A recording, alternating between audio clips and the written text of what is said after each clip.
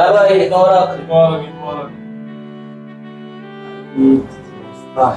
বসেন বসেন। আসিফ, আজকে কি করবো ঈদের দিন?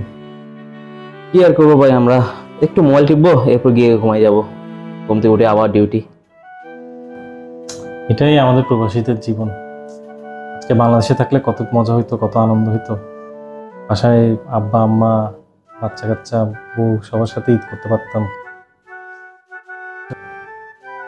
ঠিক বলছেন, বন্ধু বান্ধব সবার সাথে দেখা হইতো, আত্মীয় স্বজনের বাসায় যেতাম, বাবার কবরটা জিয়ারত করতে পারতাম।